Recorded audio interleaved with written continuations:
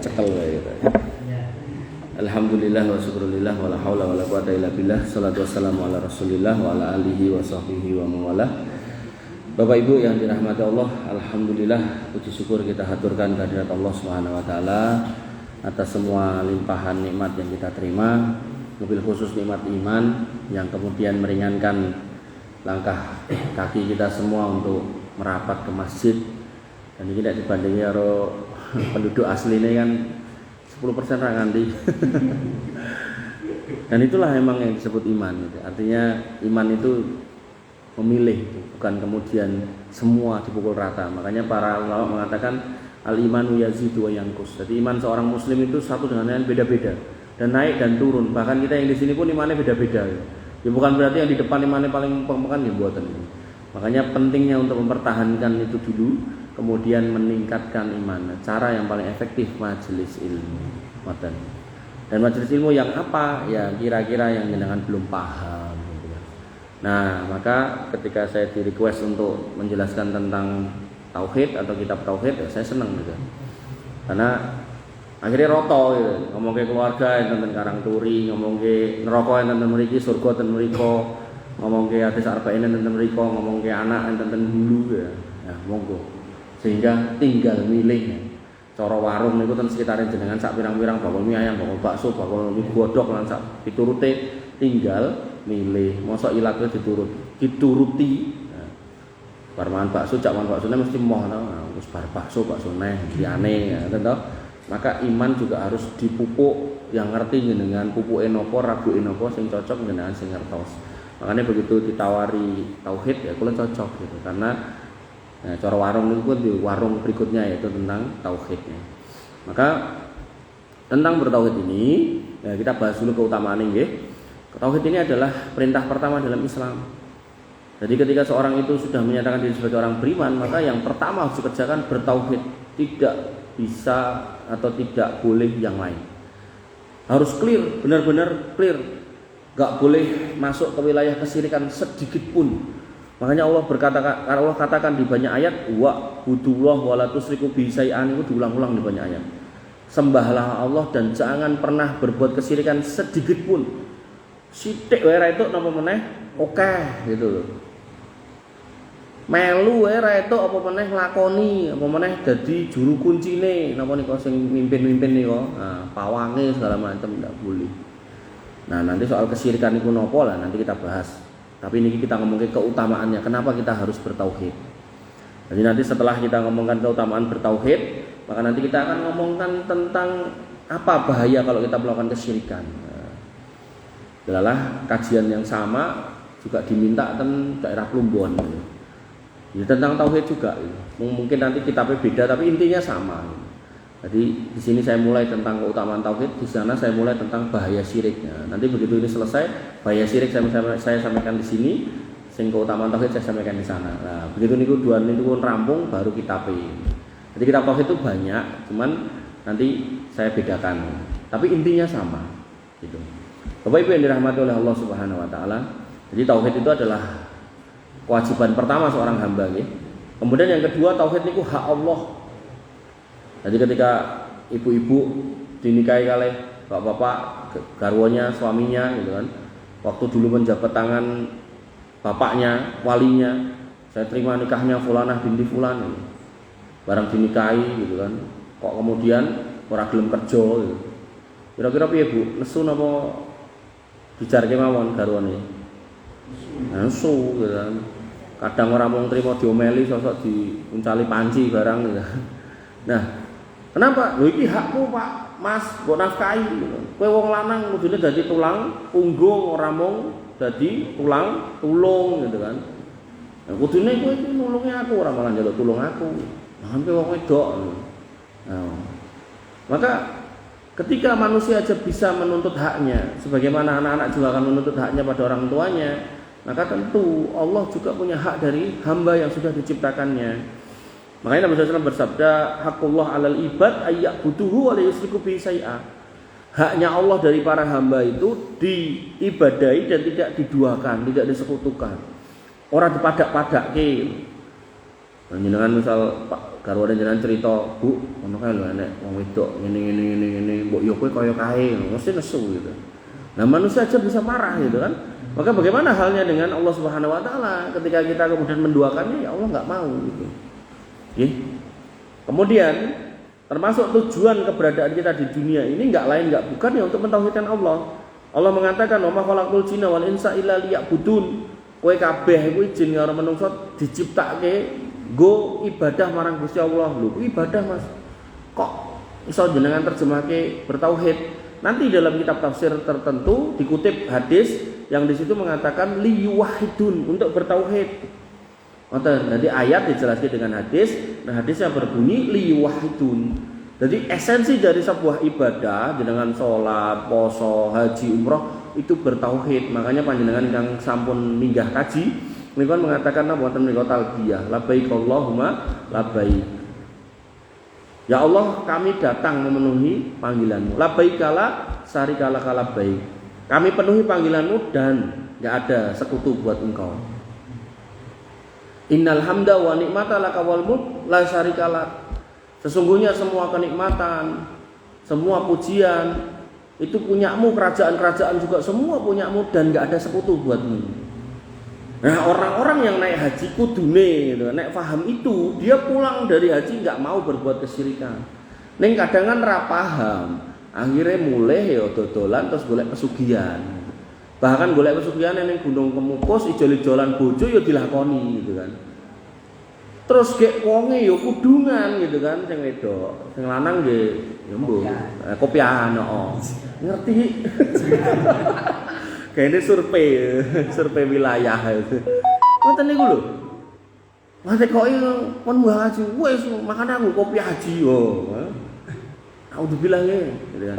Ada juga yang naik haji atau ke sana mlipir tekan ngarepe Ka'bah, nggawa gunting, nggawa lating nyuwek, kiswah, go mulai dinggo jimat. Wah, luar biasa. Itu luar biasa mengerikan hal kayak gitu. Enten mulai sing munggah Jabal Rahmah padahal mboten enten dalam rukun haji ku kudu munggah Jabal Rahmah mboten enten. Munggah mriku terus ditulisi gitu kan. Nyamu jenenge sapa Mas? Nyamu Bariza. Bariza. Mumun. Yan Love Mumun. Ngomongnya nek ditulis ning Jabal Rahmah engko iso langgeng. Nah. Ngono ku enak-enak wae. Kowe enek kali pego ngono, enek blumbang pego, enek banyune diuncali koin. Gen piye? Gen rezekine semulur. Enak-enak wae digawe wong-wong niku. Nggih. Ampun nggih. Makanya orang yang enggak paham tuh akhirnya yo kehilangan esensi haji mabrur. Padahal al haji mabrur laisa lahu jaza ilal jannah. Wong ki nek iso nganti munggah kaji terus mabrur, wis genah kuwi penduduk surga, ahli surga. Wong sing bakal entuk balasan surga pripun. Ning kok muliye ngoten niku ora sida nek surga. Bapak Ibu yang dirahmati oleh Allah Subhanahu wa taala dan fitrahnya orang ya, hati nurani nalurinya orang itu bertauhid. Makanya orang yang dia masih punya fitrah yang lurus ketika dikatakan Tuhan itu tiga dalam satu dalam tiga umat Pak. Iki siji jane apa siji apa telu. Ya sok siji sok telu. Lah telu apa siji? Ya kadang dadi telu, kadang dadi siji. Lho piye to? Sampai saya tanyakan sama orang itu yang ngomong kayak gitu, maksudmu piye? Kata dia, koyok kowe kuwi lho Mas. Mas Bela. Ning masjid kene iki dadi takmir siji ya lho. Terus ning omah dadi bojone garwane wis nikah rong Mas. Wis nikah rong? Oh sampun. Ning omah dadi bojone garwane sing setria. Terus ning kantor apa ning tempat kerja, ini kerja napa usaha? Nah, ning tempat kerja dadi karyawan. Menungsone siji ning kerjanane telu. Oh ngono to. Oh ya wis, saiki tak tekoki. Kae lho, pas ning tiang salib lho, lagi disalib kae lho. Dipaku ana sing ngomong dipaku, enek sing ngomong dipeneng karo ditali. Berarti mboten saged ucul, mboten saged obah. Apa kata beliau ketika ada di sana? Eli lima sabahtani. Tuhanku mengapa engkau meninggalkanku? Niku subjeknya siji nomor loro niku. Dhek nyeluk awake dhewe apa nyeluk wong liya? Atau nyeluk yang lain? Yang lain, coba pikiran. Neng yo gandeng hidayah nggak masuk, nanti nggak dipikir. Wah sebenarnya aku iman, oh ya wis. Gitu. Padahal itu di logika gampil. Gitu. Makanya Allah katakan tegas, ya, laqad kafara alladziina qalu innallaha salisun salasa. Telah kafir wong sing wani ngomong nek Allah itu satu dari tiga. Iku enten ayate. Wis clear. Makanya jalan ora usah coba-coba. Ucapke selamat iki wae. Enggak usah. Itu tauhid. Esensi tauhid itu akan menyebabkan jenengan itu bangga dengan keimanan dan ora gampang meletre gitu. Wala tahinu wala tahzanu wa antumul a'launa in kuntum ta'lamun. Ojo merasa rendah, ojo merasa hina. Jenengan iku mulya senajan ra didit. Ngoten. Jenengan luwih mulya senajan jenengan cuma rakyat jelata. Jenengan luwih terhormat di mata Allah senajan jenengan mung 9 welut. Sedangkan sing neko 9 naga wis ben ya. Apa-apa gitu kan. Karena yang namanya dunia itu diibaratkan Nabi SAW niku kados segara jenengan dudul banyune ketut ning tangan lho iku lho donya kae segara kuwi surga akhirat sak munumbane. Jadi jenengan ajeng praktek niku ampun ten kolah ampun ten WC banyune mung sithik. Mang praktek ten segara ati nek jenengan ajeng piknik pirik Pak mang opo prakteke lho hadis Nabi lho Pak. Ben aku makin beriman. Nek ngoten niku nak garwane langsung oh yo mangkat. Tapi nek mau pengen jalan-jalan ra ndidit males. Gitu. Ah iya. Makanya fitrah manusia itu pasti bertauhid. Nah nek ra tauhid mumet sirai. Makanya orang-orang yang kemudian enggak bertauhid itu bingung dia. Sing siji kon ning gone Nyi Roro iki, sing siji Nyi Roro kuwi, sing siji iki. Kowe kok iso sugih? Aku ning gunung kene. Lah kowe ning gunung kono ngene. Bingung karena resepnya beda-beda gitu. Makanya Allah mengatakan dalam Quran surat Ar-Rum ayat 30, fa'aqim wajhaka lid-dini hanifa, maka hadapkanlah wajahmu dengan lurus kepada agama Allah, fitratallahi allati fataran nasi 'alaiha, fitrah Allah yang telah menciptakan manusia. Menurut fitrah itu la tabdila li khalqillah, tidak ada perubahan pada fitrah Allah. Bahwasanya agama ini agama tauhid enggak berubah sejak pertama sampai hari kiamat. Makanya nek jenengan hari ini sudah sepuh dan masih nglakoni ngoten niku terus boten gelem leren, boten gelem mari, boten gelem tobat, rugi. Karena dari zaman Nabi dulu sampai hari kiamat tauhid ini agama yang paling utama dalam Islam. Dan nanti jenengan akan dapati bagaimana kemudian kecelakaan besar buat orang-orang yang berbuat kesyirikan, senajan sholat, senajan haji, senajan kurban, senajan macam-macam, tapi kok seneng kesyirikan, maka semua terhapus. Lain asrokla tak layah batona amaluka wala takunana minal khosirin, tak hapus kabeh kuwi hajimu, umrohmu, kurbanmu, posomu, ra kanggo. Nah aku haji ping 7, tapi kowe sirik untuk dit sangka pesugihan ra kanggo. Nah, Bapak Ibu yang dirahmati oleh Allah Subhanahu wa taala, dan tauhid adalah poros atau pokok dakwah para nabi. Yang tadi saya bilang dari nabi yang pertama mendakwakan ini yaitu Nabi Nuh sampai Nabi terakhir Nabi Muhammad SAW, bahkan sampai hari kiamat kalimatnya tetap sama, yaitu apa? Walaqad ba'atsna fi kulli ummatin rasula. Setiap nabi itu setiap umat itu tak kasih rasul, dan kalimatnya sama, ani budullah wajtanibut taghut. Jauhilah taghut, jauhilah kesyirikan dan sembahlah Allah. Sembahlah Allah dan jauhilah kesyirikan. Itu kalimat para nabi sejak Nabi Nuh sampai Nabi Muhammad sama. Lah kok Nabi sadurunge Nabi Nuh piye? Mereka belum ada kesyirikan. Awal kesyirikan itu sejak Nabi Nuh. Insyaallah nanti ada ceritanya. Nah, kemudian ini kemudian menjadikan sebab bahwasanya inti dari dakwah niku sakjane lho Pak. Kudune ten masjid-masjid niku mulaine kudune dari tauhid, kudune ning kan namine kebutuhan gitu kan. Mungkin bab tauhid sudah disampaikan ustaz lain, akhirnya pas tiba ten kula kan nyampein masalah keluarga. Mboten apa-apa. Ning dimanapun saya ngajar, ketika temanya itu bukan tauhid, mesti tak geret tentang tauhid. Mbok kula ten niku pundi, bulu niku ngomongke soal anak soleh, niku nggih kula geret tentang tauhid.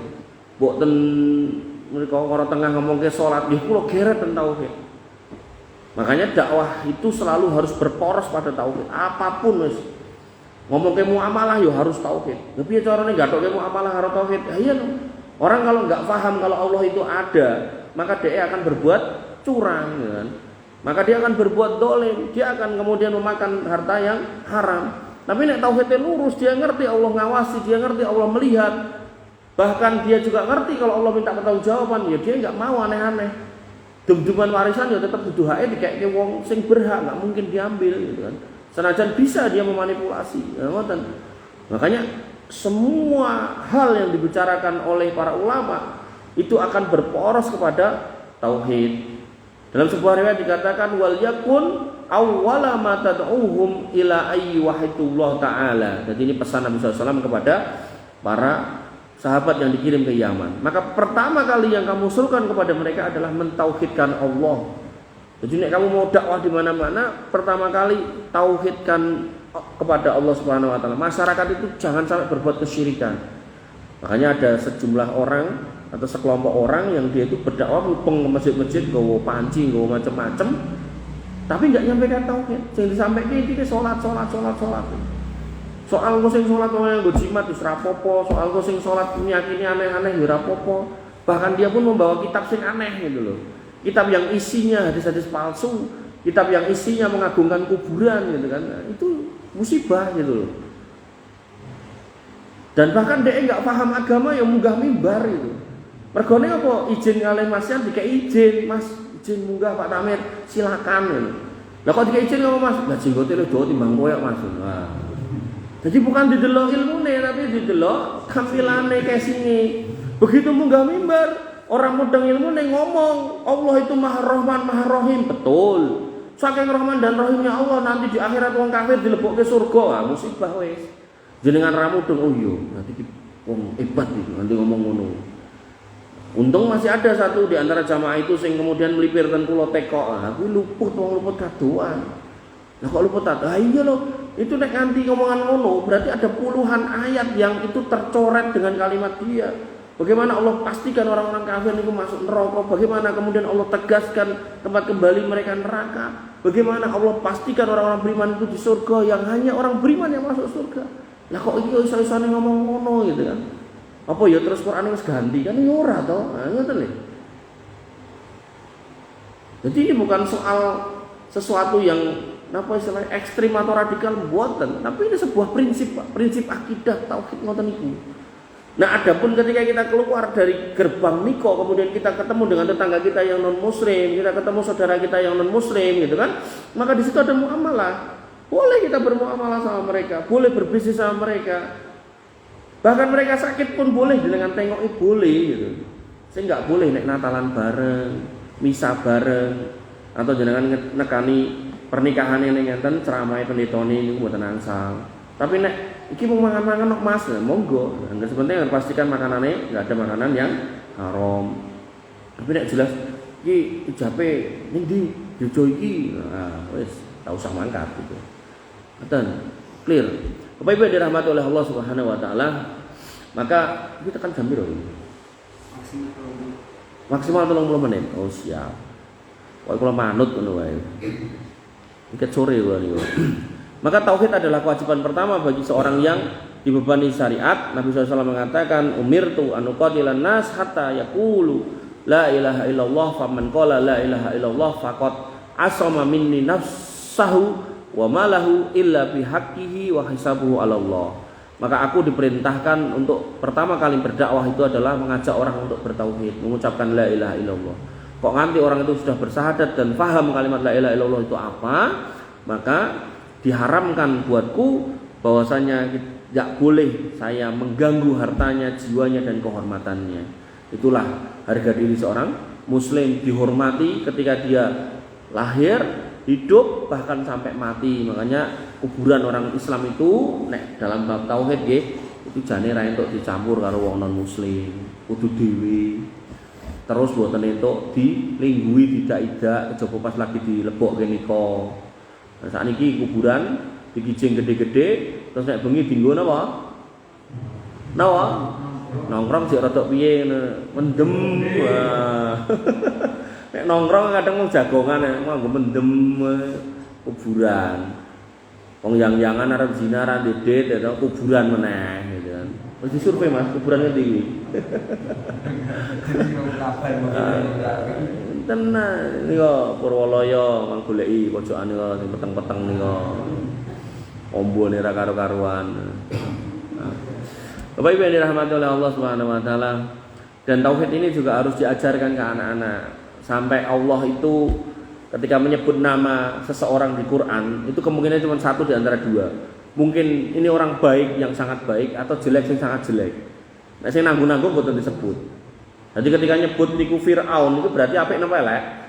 Elek. Makanya jenengan ampun jenenge anak Firaun itu. Anakmu jenenge sapa, De? Firaun. Firaun, Qarun, Haman itu wong elek-elek ini nggih.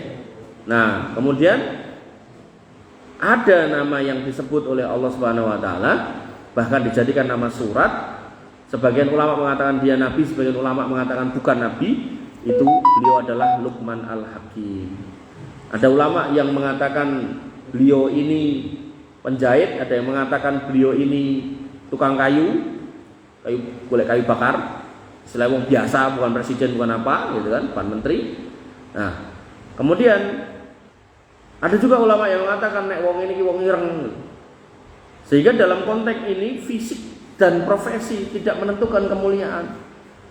Apa yang menyebabkan beliau itu disebutkan namanya bahkan diabadikan di dalam Quran tentang cara ngajari anaknya. Nah, Luqman Al-Hakim mengatakan dalam Quran surat Luqman ayat 13, wa idh qala Luqmanu libnihi, dan ketika Luqman mengatakan kepada anaknya ya bun wa huwa ya'iduhu, yaitu ketika dia mendidik anaknya, ngajari anaknya, ya bunayya la tusyrik billah, wahai anakku ojo nglakoni kesirikan marang Gusti Allah, inna syirka la dzulmun adzim, sing jenenge syirik kuwi dosa gedhe. Pramila nggih, pramila ngapunten. Kula cilik itu kali bapak kula diajari nek sajen tengah dalan gajulen. Lho itu bagian dari pendidikan. Artinya enggak harus pakai kalimat niki ngoten lho.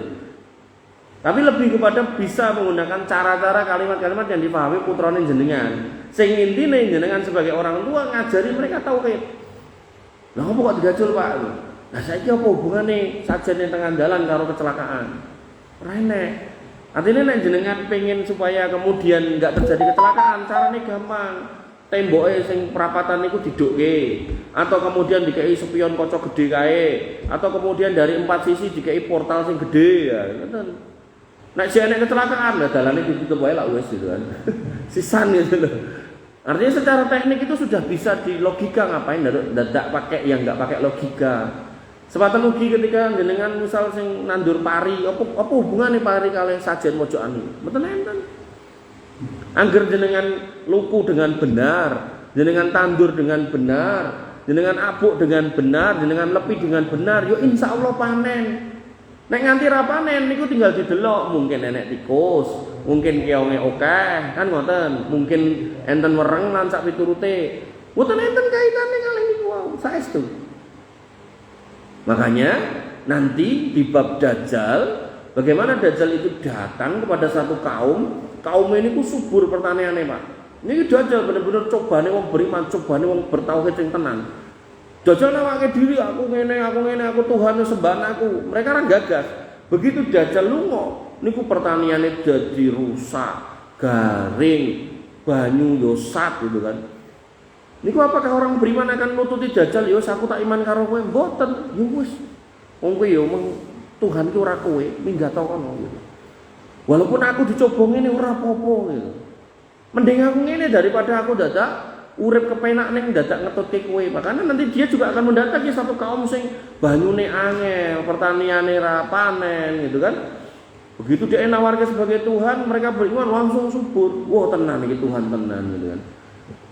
Benar-benar punya kesaktian, benar-benar punya kemampuan di luar nalar yang semua atas izin Allah. Nah, orang yang bertauhid pilih rekoso ning di atas tauhid tinimbang bergelimang donya ning di atas kesirikan, wegah gitu. Makanya nek sekarang enten modelan kayak Mama Gufron ora iso buktekke apapun, mung betal betul ngomong karo iki karo kok ya enek wong sing ngetutke. Nah, kuwi engko nek Dajjal teko tenan niku wis genah wong-wong kuwi genah bakal berangkang nututi Dajjal. Wis wangel, Pak. Bu gitu. Makanya tauhid ini penting sekali dan gampang cirine sampai dia ketemu seorang pemuda-pemudane dibelah bedel diuncalke ngetan kalih ngulon diceluk meleh diuripke. Pemuda itu ngomong, lho kowe mau urip tak pateni saiki tak uripe meneh. Lho berarti aku Gustimu sembahna aku dhek mau ngomong ora, kowe kuwi dajal. Mergo bentukmu padha kaya aku. Karena Gusti Allah tuh gak akan sama dengan manusia siapapun. Kemudian parah lagi dia mengatakan gelokan matamu kuwi lho sijine icek gitu. Karena Allah sudah mengatakan bahwasanya laisa kamitslihi syai'un wa huwas samiul basir. Allah itu gak serupa dengan makhluk dan Allah Maha melihat dan Maha mendengar. Nanti dalam ayat-ayat yang lain Allah sebutkan bahwasanya Allah itu Maha mulia, Maha sempurna, sehingga gak mungkin Allah itu kok matanya satunya sakit, ra mungkin.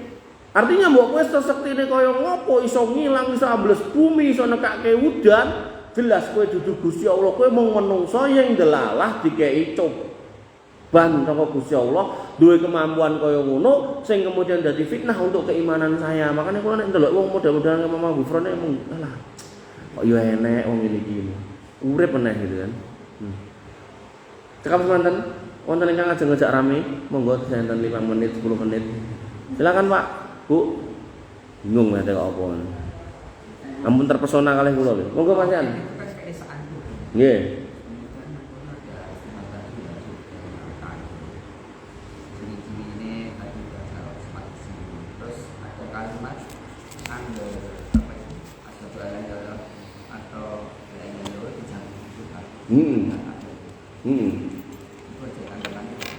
Artinya pertanyaan dengan yang mana? Yang apakah benar bisa ketika itu mencari Ya, jadi kalau kita ngomongkan yang jenengan sampaikan tadi, memang hadisnya mengatakan man qala la ilaha illallah fi akhiri kalamihi. Siapa yang mengucapkan kalimat la ilaha illallah di akhir hidupnya, fi akhiri hayatihi, atau nanti dalam hadis yang lain dikatakan kholisan min qalbi, secara ikhlas dalam hatinya, dakhalal jannah, mesti mlebu surga. Ini jangan dipahami nek saiki jenengan gampang ngucap la ilaha illallah mungkin pas ajeng sedo gampil mboten. Justru kegampangan itu akan hadir buat orang-orang yang bertauhid. Ning wong-wong sing enggak bertauhid, wong sing sirik, wong musyrik, wong kafir, susah ngomong niku, angel. Makanya diperlukan akidah yang lurus untuk bisa mengucapkan itu. Diperlukan keyakinan yang tulus untuk bisa sampai kepada ucapan itu. Makanya nanti dalam bab tauhid niku dikatakan oleh sebagian ulama yang namanya la ilaha illallah niku kados kunci niki ning jejeke niki lho Bu, sing dawane niki. Nah, adapun gigi ini adalah aplikasi dari keimanan. Wong iman iki berarti tidak berbuat syirik, ora golek pesugihan. Nah, ini gini aplikasinya. Nah, nek jenengan duwe jejeke ning iki ra nek untune jenengan delepke ten lubang kunci diputer-puter ya ora iso. Makanya orang yang clear keimanannya adalah yang mampu mengucapkan la ilaha illallah, dan itu akan terjadi ketika mereka kemudian bertauhid dengan murni. Makanya tadi dikatakan wa'budullah wa la tusyriku bihi syai'a. Syai'a ini sithik wae ra itu, sedikit pun. Jadi kesyirikan sedikit pun itu enggak boleh gitu. Sampai nanti Allah katakan taraktuhu wa syirkuhu. Setelah Allah bertanya ainal jabarun, di wong sing kemaki kae. Wa ainal mutakabbiru, di wong sing sombong kae gitu kan. Nah, kemudian ditampakkan amal-amalnya, ternyata amalnya dilakukan karena pengen dipuji misal, karena amalnya pengen dicebut-cebut sebagai orang soleh, orang alim, ustadz, pengen dapat pujian sebagai pahlawan, pengen disebut sebagai orang dermawan. Maka kata Allah, taraktuhu wa syirku, tak tinggalke kabeh amale bareng karo wong sing didadekke sekutu aku ora butuh. Maka nanti dalam sebuah diskusi dikatakan semua manusia sejak pertama sampai terakhir, kemudian jin dari pertama sampai terakhir kok kumpul nyembah Gusti Allah, sedikit pun Allah enggak bertambah kemuliaannya. Semata ugi ketika manusia pertama sampai terakhir ditambah jin pertama sampai terakhir kompak untuk durhaka sama Allah, Allah juga enggak kehilangan kemuliaan sedikit pun. Ini menunjukkan bahwasanya Allah mulia tanpa kita. Sebaliknya kita tanpa Allah terhina. Makanya Allah berkatakan ya ayyuhan nas, hei menungso kabeh, diceluk kabeh niku. Ora mung wong Islam tok, biasanya kan ya ayyuhalladzina amanu niki mboten ya ayyuhan nas. Antumul fuqara ilallah. Kamu semua orang miskin di mata Allah Subhanahu wa taala, di hadapan Allah. Orang fakir kabeh kamu itu. Ya saya ya jenengan semua. Mbok diteukeh, mbok presiden, mbok menteri, wakil menteri lah pokoke kabeh wong ra duwe, wong miskin. Makanya kalau kita dinas sebagai orang-orang miskin, orang-orang yang tergantung kepada Allah Subhanahu wa taala, iyyaka na'budu wa iyyaka nasta'in. Kami menyembah Engkau saja ya Allah dan kami hanya minta kepada Engkau. Kok kemudian berbuat kesyirikan? Lah, maka mana bukti ucapan itu? Makanya Abu Thalib itu ketika disuruh mengatakan la ilaha illallah, dia ngerti la ilaha illallah itu apa konsekuensinya. Nah ini. Nah, bedane sakniki tak kei hadiah sing bisa jawab hadiah 1.000. Apa rukun la ilaha illallah? Kan tadi pertanyaan la ilaha illallah. Jadi cara sholat kan enten rukune, takbiratul ihram, al-fatihah, rukuk, sujud. Saiki la ilaha illallah rukune apa? Sehingga menyebabkan Abu Thalib itu gah ngomong niku. Padahal mau ngomong sampai Nabi mengatakan nek niku jenengan ngendikan niku uhajul laka bihi indallah. Mengke nek kula pinanggih Gusti Allah kula bakal ngendikan nek jenengan pun mlebet Islam. Kok penak banget rasa sholat, rasa macam-macam. Mau ngomong niku. Ketoke kan gampang, mayar. Tapi karena dia ngerti konsekuensi dari omongan itu, maka dia nggak mau. Nah, apa rukunnya Pak? Bu, monggo 100.000. Kok ndak tambahi 200 wis 200. 300 wis 300. Ning ra tok buka anu lho, HP yo. Blank no. Nah, makanya pentingnya belajar. Rukunnya cuma 2, Bu, Pak, Bu. Ketika dikatakan la ilaha itu dinamakan an-nafyu. Kita tolak semua sesembahan selain Allah. Orang lengku nyembah ya mung Gusti Allah. Aku ora ngakoni sejaba Gusti Allah. Tok til tes wis kok meneh. Allah tok ora enek liyane. Allah tok, Allah meneh, Allah terus sak teruse sak lawase sak mateku Allah wis. Ngomong mang pilih dhewe kalimat sing cocok ya jenengan. Sing intine pokoke Gusti ki ya mung Allah ora enek liyane. Nah, terus illallah jenengan tetapkan bahwasanya liyane rata akoni ning mung Allah sing tak pilih ilallah. Ini yang kedua namanya isbat, penetapan. Makanya kita mengakui orang kafir itu menyembah Tuhan-Tuhannya, ning buat kita enggak gitu. Yang kita sembah cuman Allah. Mereka nyembah yang lain, ya itu pilihan mereka. Kita enggak. Kenapa kok kita enggak? Karena kita hanya mengakui Rabb itu Allah, ilah itu Allah, dan kita hanya menyembah kepada Allah. La Abu Thalib wegah. Pergane napa nek ngomong niku enten 300 swidak reca berhala sing dina-dina disobya-sobya sing dina disajeni. Makane mungkin enten piye-piye ngapunten. Gua sajen maca selawat sik, gua sajen maca Fatihah sik. Ora paham dia itu la ilaha illallah apa.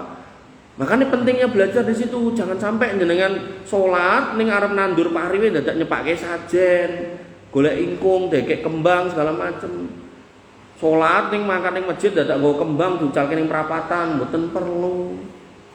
Ajeng ngeterke wong nikah dadak nggo pitik. Pergone napa nek ngelawati kretek dadak diuncali.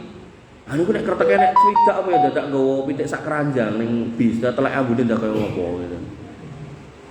Maka hal-hal kayak gini nih harus dimerdekakan dari hati dan pikiran kita, dari keimanan kita. Jangan sampai hidup kita niku ruwet gara-gara ngoten niku. Dan niku mengke enten Pak penjelasannya tentang kesirikan. Kenapa orang itu harus menjauhi kesirikan? Karena marai ruwet, gak tenang hidupnya. Makanya orang-orang sing nganggo jimat niku awake gede kaya kula. Misal naudzubillah misal niki jimate ilang, dhek tiba-tiba dadi kaya wong bar lara stroke. Kaya lemes sih padahal awake gede kuwi. Mergone kelangan cekelan niku lho. Itulah orang-orang yang gak punya cekelan hakikinya, cekelan nggih menika Gusti Allah. Ngoten nggih. Ada lagi yang mau nanya? Enten? Monggo.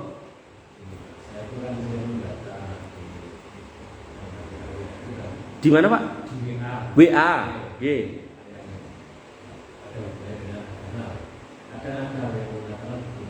Kalau bergerak pun mayatun. Nggih.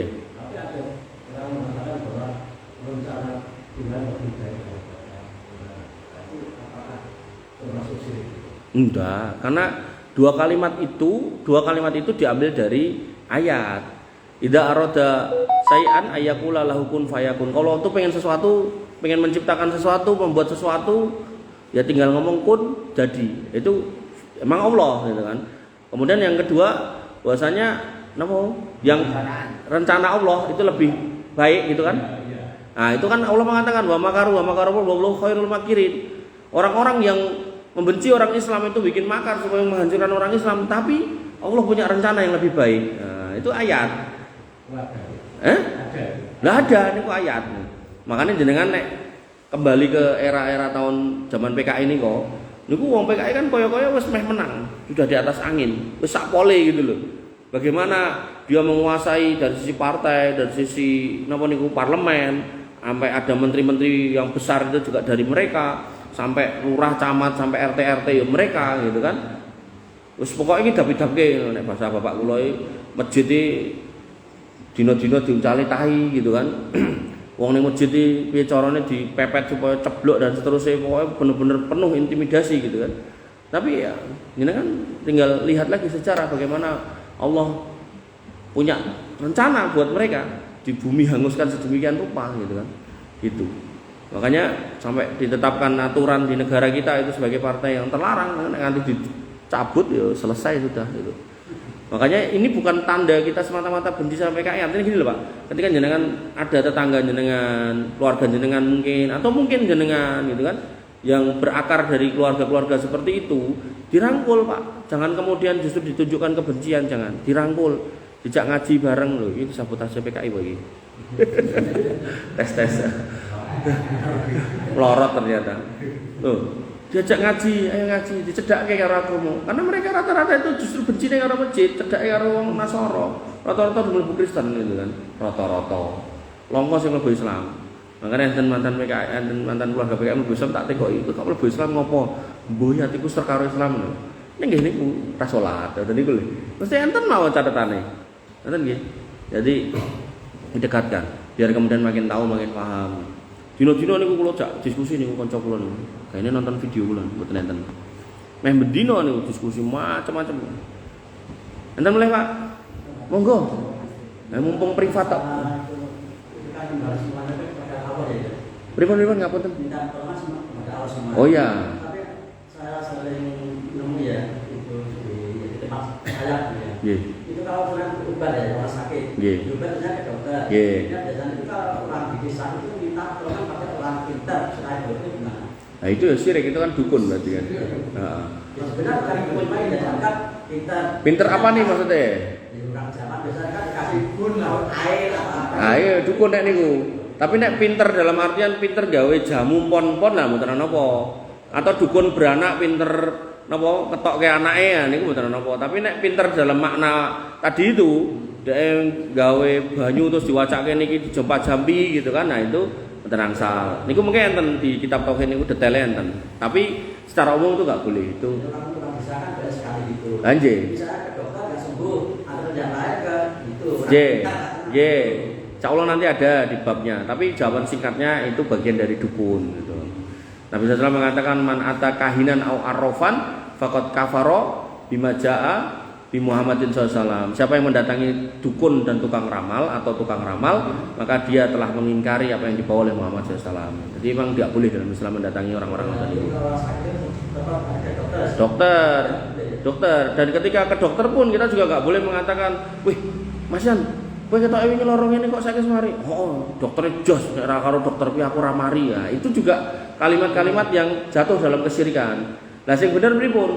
Wah, alhamdulillah Gusti Allah ki ngijinke aku mari. Jalarane dokter kae ya. Ngoten. Nggih. Yang misalkan orang punya anak kecil ya, Nggih. bisa nangis terus, Nggih. bisa ditimbul pada orang. Ya itu ya enggak bener sebenarnya. Disuwun. Tak genake sik, disuwun niku diapake. Coba jamin. Nah, dukun meleh. Ya nek coba jamure piye kuwi juga ngerti lho. Heeh, piye? Nah, ya aku ngerti. Dalam aku mau menerjemahkan kalimat fenomena sosial kalau sing diangkat Mas Trina. Pinter ini kan belum ngerti kan. Pinter bidang apa. Heeh. Nek kedokteran jelas itu nek. Heeh. Nek gimana fenomena? Sina apa mau bati adalah dia meramu tak aku ya enggak tahu mantra yang diucapkan apa kan. Terus kita langsung menjudge itu apa sirik gitu ya. Tapi nek dilalang bodoh-bodohane ya mungkin ya kayak Islam juga, tapi ramuan yang dipakai alami itu ya bagian dari. Makanya tadi kan tak genah kayak apa gitu loh. Artinya kalau pinter dalam artian DE ustadz atau kiai gitu kan mungkin masih masuk yang jenengan sampaikan. Tapi kalau beliau tadi juga nggak menyebutkan itu ustadz atau kiai atau tokoh agama, ya itu dukun. Nah, mau kemana lagi lari? Termasuk tadi disuwo, oke disuwo di Jompa Jambi. Saat ini kalau tanggal di Jompa Jambi wacanane napa? Wacane basa Jawa. Nah, lho basa Jawa. Bisa ganti kiai, Pak orang biasa. Nah, Jawa. ngono lho Mas. Jadi memang nanti insya Allah ada babnya niku. Insya Allah ada babnya, itu semua ada. Jadi terkait dengan bayi sing nangis, niku dalam bab jin dan setan, pembahasan tentang niku jane lagi didudul-dudul kali setan, wetenge niku. Nangis terus. Lah piye carane ben mari? Niki dengan catatan dia enggak sakit loh ya. Nek kan enten cah cilik loro ning nangis ya niku ngenten nek niku kudu digawa ning dokter. Tapi nek dalam sisi goibiyah mami mboten sakit dan niku didudul-dudul wetenge kali setan. Carane dalam banyak ayat banyak hadis Allah dan Rasulnya cuma nyuruh kita untuk ngucap nama ta'awud. A'udzubillahi minasyaitonir rajim. Kenapa? Allah menegaskan inna kaidas syaiton kana dhaifa. Sing senenge setan kuwi lemah. Setan kuwi cilik, kecil, enteng, gurem greh gitu kan. Tinggal dengan ta'awuti lunga dengan catatan yang mengucapkan orang yang beriman yakin nek Gusti Allah bakal menyingkirkan mereka gitu. Lah nek kok jek rong lunga, boleh dibacakan ayat kursi, boleh dibacakan 3 kul itu. Bahkan Nabi mengatakan rumah yang dibacakan Al-Baqarah setane minggat, dibacakan Al-Baqarah nggih angsal. Artinya ngeten pengalaman kula nggih terkait cah cilik niki wau. Maka anak kula niku nek nangis kula cek ten dokter, loro mboten nek mboten kok cek nangis. Nek HP to setelke murotal. Nek pake mboke longgar ya diwacake dhewe niku langkung sae. Termasuk ngapunten nek bab anak melih nggih niku ngapunten sejak pas proses gawene iki lho Mas. Pas gawene iki lho Nabi mengatakan nek seorang laki-laki mendatangi istrinya kemudian mengucapkan ayo ndang sing iso takei sing ning kantongku.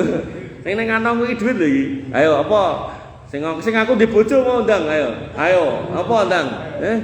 Ngaku di bojo lho ayo. Jojo lali terus iki. Aku arep kok sing tuwek pekewo. Engko ndak isin karo kowe sing nom. Kowe wae sing nom. Allahumma janibni syaitona wa janibni syaitona ma razaqtana. Allahumma janibis syaitona wa janibis syaitona ma razaq. Ya Allah, jauhkan setan dari kami dan dari apa yang akan jenengan kasih kepada kami yaitu putra niku maksude. Maka kata Nabi sapa wonge sing ngucap niku maka begitu lahir anak ora bakal diganggu setan kit lahir sak lawase sak matine. Mung ndonga ora nganti sak menit.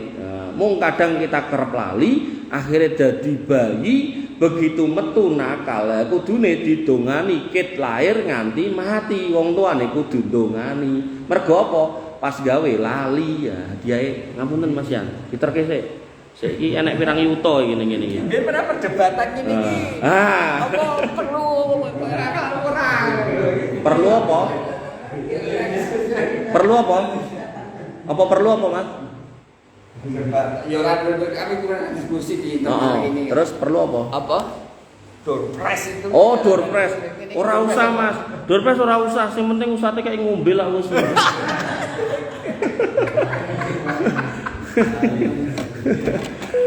Iki kula mboten nyindir lho ning tenan kok ngelak kok. Mah waduh. Tanggapan ping akeh kok.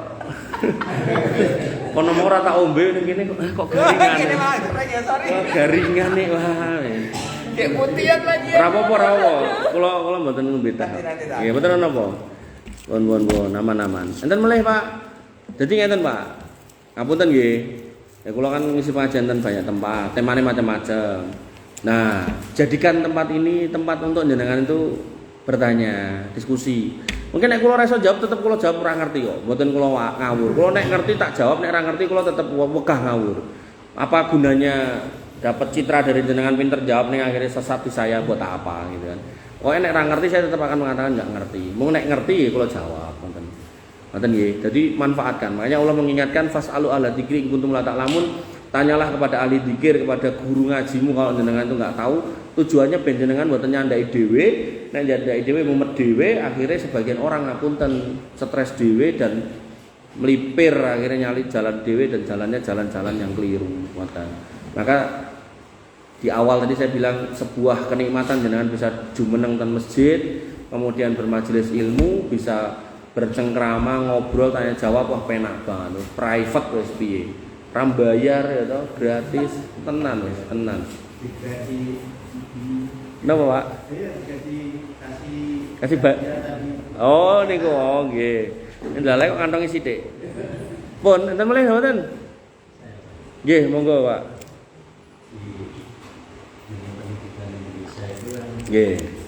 sekolah-sekolah itu ada salah satu materi pendidikan Pancasila. Nggih. Proses pendidikan PKN anak-anak kita mendapatkan sebuah aplikasi Nggih. antara Ustaz satu dengan Ustaz lain. Ustaz lain mengajarkan gaya ahli pendidikan agama Islam tentang budaya. Tadi ini juga dijelaskan secara detail oleh Ustaz. Di sisi lain yang Ustaz PKN pendidikan Pancasila sampai mahasiswa itu ada di situ juga ada unsur-unsur akidah yang diajarkan oleh Ustaz yang ini dan di karena menurut kita dua guru ini, dua Ustaz ini agar dia mengajarkan nilai-nilai kebangsaan, nilai-nilai toleransi dan sebagainya. Nah itu apakah anak-anak kita, mungkin kita ya juga dulu belajar itu, apakah posisi sekarang ini kita masih bersedia? Jadi dari nilai-nilai yang 5 sila itu dengan yang diajarkan Rasulullah tentang Islam itu, posisi kita sekarang ini apakah dengan mendapatkan dua ilmu itu apa bisa dikatakan musyrik ketika bagaimana dia musyrik ketika bagaimana dia tidak musyrik? Justru itu yang mau saya tanyakan jenengan, ketika kita mau mengarah kepada musyrik, enggak pertanyaannya sebelah mana? Kan ketika bertanya kan kita harus clear. Oh ini kasusnya gini, musyrik enggak gitu. Maka ketika ditanyakan secara umum seperti itu, ya saya melihatnya secara umum. Kalau saya tidak melihat ada sisi kemusyrikan di situ gitu. Karena nilai-nilai yang disebutkan dalam kelima poin itu ketika dikembalikan kepada agama ada, dan memang muassis negara ini founding father, nah itu juga di backup oleh ulama pada masanya dari kalangan Muhammadiyah, NU dan seterusnya. Jadi dalam hal ini saya nggak melihat ke arah sana. Artinya ketika panjenengan sampai ke pertanyaan tadi, nah mungkin pertanyaannya harus lebih spesifik sebelah mana. Nah, sehingga kami yang menjawab juga akan memberikan jawaban yang lebih pas gitu. Tapi kalau pertanyaannya umum, nah, maka jawabannya ya umum, bahwasanya secara poin-poin 5-5-nya itu tidak ada sisi kesyirikan di situ yang saya tahu. Nah, cuman karena kita ini sering mendengar narasi tauhid dan itu selalu dikembalikan itu adalah tadi yang jenengan tanyakan, Pancasila tadi, maka itu hakikatnya terlalu menyempitkan makna tauhid. Padahal tauhid itu maknanya luas. Tauhid itu adalah segala sesuatu yang disembah selain Allah atau perantara menuju kesyirikan. Jadi kalau tadi sempat ditanyakan wong pinter itu tauhid dalam arti dukun itu tauhid, tukang ramal tauhid, kemudian Nyiroro Kidul ini itu tauhid semua gitu kan. Nah, sehingga kalau kita melihat prioritas di Indonesia, ketika kita ngomongkan tadi itu Pancasila dan kita arahkan ke kesyirikan gitu kan, itu kurang produktif akhirnya. Yang lebih produktif adalah apa? Kita lihat real di masyarakatnya seperti apa. Lihat masyarakat ternyata juga masih banyak ngapunten yang belum bisa baca Quran, bahkan nyata-nyata melakukan kesyirikan dalam makna yang sangat detail seperti buat sajen dan seterusnya. Bahkan ada mas-mas yang waktu Gunung Semeru meledos itu ada sajen di sana ditendang karo DE malah viral terus dicekal polisi. Itu kan menunjukkan bahwasanya PR terbesar kita adalah memang masih di wilayah-wilayah yang seperti dilakukan Nabi SAW, yaitu menyelamatkan umat dari kesyirikan yang nyata. Nah, adapun yang tadi itu sebenarnya masih samar, yang kemudian kalau kita bahas di level seperti ini itu akan kontraproduktif. Sama kayak gini loh, ada sebagian kaum muslimin yang ngumpul gawe bendera warna ireng tulisannya la ilaha illallah terus ngomong khilafah gitu. Adapun setengah dari orang Islam di Indonesia mungkin rong maca Quran rong iso, mungkin masih melakukan kesyirikan, mungkin yo ora salat gitu kan. Maka ketika kita menyasar politik praktis dengan membawa agama, akhirnya kontraproduktif. Karena nanti misal terjadi ada pemimpin kita yang kemudian punya latar belakang agama dari golongan mereka misal gitu, itu setengah dari warga Indonesia ini masih abangan, itu mesti negara itu usra gue rambung-rambung. Makanya kontraproduktif. Makanya kayak sebagian teman-teman itu sing didik jihad, akhirnya gawa ransel, gawe bom segala macam. Itu akhirnya napa? Sing kena ya kula. Wong-wong kayak saya yang enggak terlibat bahkan dalam ceramah niku yo melarang perbuatan itu ning kena tulu-tuwit ya dikindeli intel, diintai, bahkan diceluk, ditekoki aktivitas ngopo gitu. Makanya kula rekam ngeten iki ben enek buktine gampang. Rasa kok kan cerita gelo videone sak pirang-pirang tontonan ini. Dan kita kalau melihat ustaz-ustaz yang di kambing hitam kan mesake Pak, masuk rumah polisine sing dijikuk napa barang buktine Quran, kitab tauhid barang. Makanya iki kok nawari kitab tauhid itu kendeleram gitu. Ora apa-apa gitu kan. Ning saya pengen ini clear bukan kemudian pada wilayah-wilayah yang samar gitu. Ngoten Pak. Jadi dan saya katakan ini bukan karena saya PNS bukan, tapi karena memang itulah yang saya pahami. Kalau PNS Pak kan Balai Kota Surakarta.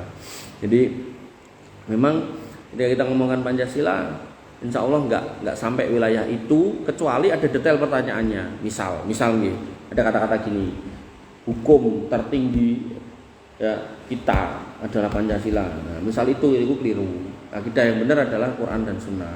Pancasila itu cuma kesepakatan warga negara untuk bernegara. Ngoten. Kadoson jenengan ten RT atau menyepakati aturan nek benulan nek arisan, ya, itu enggak apa-apa. Itu mekanisme untuk kemudian berkumpul dalam perbedaan. Tapi kalau tadi itu harus masuk ke keyakinan masing-masing, nah itu enggak bisa. Ngoten. Dan dalam konteks Pak Harto zaman itu memaksakan itu tuh karena keawaman beliau. Di akhir hidupnya pun Pak Harto didatangi Pak Kiai Ma'ruf Amin yang sekarang jadi wakil presiden. Itu beliau mengatakan gini, Pak Harto, gue ndamel bank, tapi nggak ngomong bank Islam. Karena nek ngomong bank Islam mesti wegah.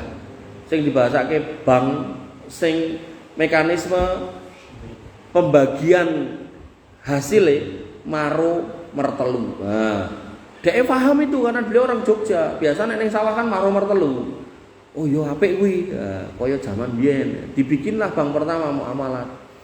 Dan hari ini bank Muamalat dan kemudian diikuti bank-bank yang lain dan semua para ulama-ulama di bidang ekonomi syariah itu membuat Indonesia hari ini menjadi 5 besar negara terbesar dalam perkembangan ekonomi syariah. Jadi mah ngomong ke banke enten, asuransine enten, sahame enten, wis pokoke paling jos niku Indonesia sak donya ini. Nomor 5 nek enggak menten klentu. Dan itu diam tapi pasti, pelan tapi pasti. Boten kemudian ngapunten bungok-bungok dirikan negara Islam diri boten, Pak. Pelan-pelan. Makanya saya tuh senang di kondisi pengajian masjid-masjid niku, harapan saya dengan kemudian kaum muslimin itu berubah akidahnya, berubah akhlaknya, berubah keyakinannya, bertauhid semua. Nah, Allah punya janji, Pak. Dan Al-Qur'an Allah punya janji wa kadzalika nuwalli ba'dadh dzalimina ba'dahum bi ba'din. Dan seperti itulah kami akan berikan pemimpin ketika mereka dolim tak kayak pemimpin dolim. Mafhum mukhalafahnya, kalau kaum musliminnya ini akidahnya lurus, gak dolim, mereka kemudian orang-orang yang mendirikan sholat bertakwa, berarti pemimpinnya wong apik. Tapi jangan dibalik. Jenengan pengen pemimpin sing apik ben rakyate apik niku klentu. Ayate munine mboten ngoten gitu. Munine jenengan nek pengen pemimpin apik, jadilah orang baik. Makane ciri warga yang baik niku nek ajeng coblosan nek dikeki amplopan ora gelem. Nah, nek ten mriki jek gelem ya munggahe ya wong-wong sing kemudian nek dadi njaluk ijol. Nah, ngoten.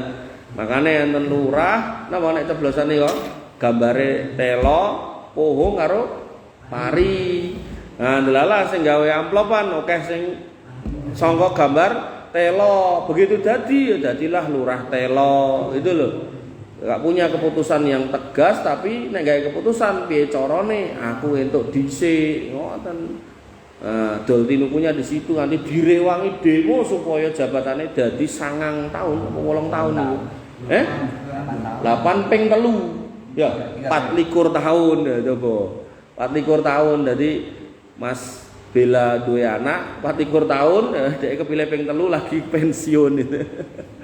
Nek mboten dipensiun Gusti Allah. Ngoten nggih Pak. Jadi sementara kita tidak masuk sedalam itu, insyaallah lah nanti kalau udah panjang ceritanya baru kita masuk ke sana.